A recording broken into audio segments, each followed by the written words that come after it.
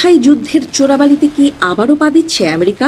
Operation epic Fury বা Iran যুদ্ধের প্রকৃত ব্যয় নিয়ে মার্কিন প্রশাসনের দেয়া হিসাবকে শুভঙ্করের ফাঁকি বলে অভিহিত করেছে প্রভাবশালী সংবাদ মাধ্যম দ্য ইন্টারসেপ্ট।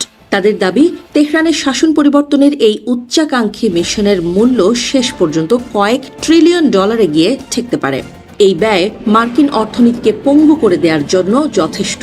ফেব্রুয়ারির শেষের দিকে শুরু হওয়া এই মার্কিন ইসরায়েলি অভিযানের খরচ নিয়ে হোয়াইট হাউসের অর্থনৈতিক উপদেষ্টা কেভিন হ্যাসেট মাত্র $12 বিলিয়ন একটি হিসাব দেখিয়েছিলেন।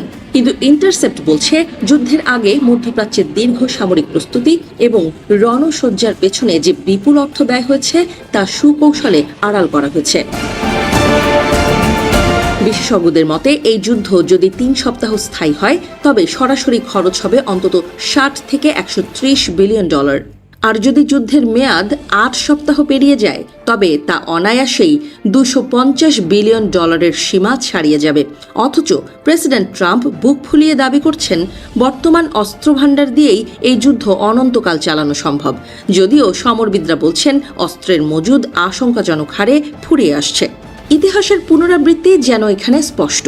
ইরাক যুদ্ধের কথা মনে করিয়ে দিয়ে প্রতিবেদনে বলা হয়েছে, তৎকালীন বুশ প্রশাসন সাদ্দাম হোসেনকে হটাতে মাত্র $40 বিলিয়ন হিসাব দিয়েছিল, কিন্তু 2021 সাল নাগাদ সেই যুদ্ধের মোট বিল দাঁড়িয়েছিল প্রায় $8 ট্রিলিয়ন।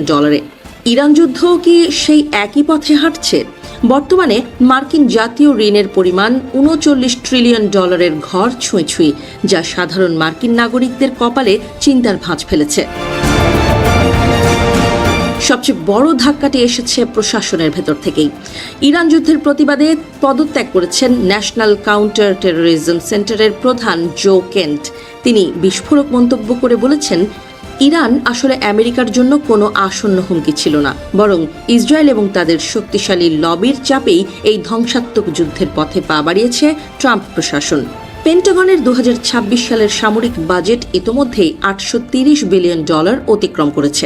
2027 সালের জন্য এই বাজেট $1.5 ট্রিলিয়ন নিয়ে যাওয়ার তোড়জোড় চলছে। এর উপর দীর্ঘমেয়াদী ঋণের সুদ এবং যুদ্ধ ফেরত সেনাদের সুযোগ সুবিধা মেটাতে যে ট্রিলিয়ন ডলার ব্যয় হয়েছে তার কোনো সঠিক রোডম্যাপ বর্তমানে সরকারের কাছে নেই।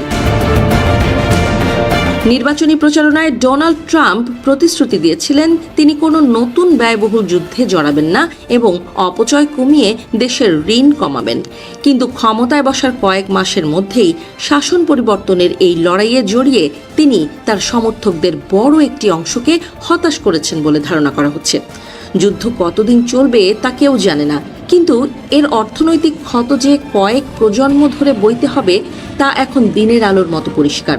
তেহরানের আকাশে যখন যুদ্ধের মেঘ ঘনীভূত হচ্ছে, ওয়াশিংটনের অর্থনীতিবিদরা তখন ব্যস্ত যুদ্ধের সেই লুকানো খরচের হিসাব মেলাতে, যা হয়তো সাধারণ মানুষের কল্পনারও বাইরে।